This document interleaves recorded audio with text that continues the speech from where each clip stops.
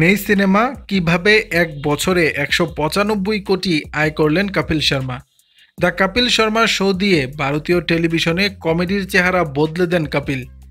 একদা ৫০০ টাকা পারিশ্রমিক পাওয়া ব্যক্তি একটি শো দিয়ে রোজগার করে নিয়েছে ১৯৫ কোটি।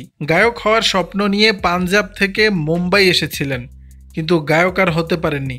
সময়ের সঙ্গে সঙ্গে নিজেকে তৈরি করেছেন কৌতুক শিল্পী হিসেবে।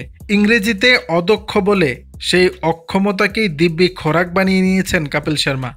কমেডি নাইটস উইথ কপিল এবং দ্য কপিল শর্মা শো দিয়ে ভারতীয় টেলিভিশনে কমেডির চেহারা মুহূর্তেই বদলে দেন কপিল। ৫০০ টাকা পারিশ্রমিক পাওয়া ব্যক্তি এক শো দিয়ে রোজগার করে নিয়েছেন ১৯৫ কোটি রুপি। জনপ্রিয়তায় উপার্জনের নিরিখে বলিউডের তারকাদের টক্কর দিতে পারেন কপিল শর্মা।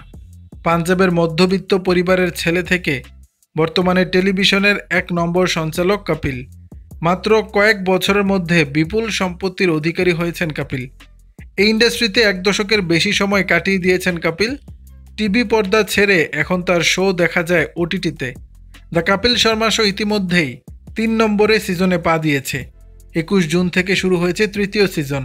প্রথম সিজনে কপিল এপিসোড প্রতি পারিশ্রমিক নিতেন ৫ কোটি।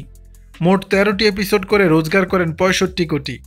দ্বিতীয় সিজনেও এই একই পরিমাণ পারিশ্রমিক পান। ৩ নম্বর সিজনে পারিশ্রমিক বাড়াননি, তাই এক শো করেই প্রায় ১৯৫ কোটি টাকা ঘরে তুলেছেন কপিল। দর্শক, বিষয়টি নিয়ে আপনাদের মতামত জানাবেন নিচের কমেন্ট বক্সে।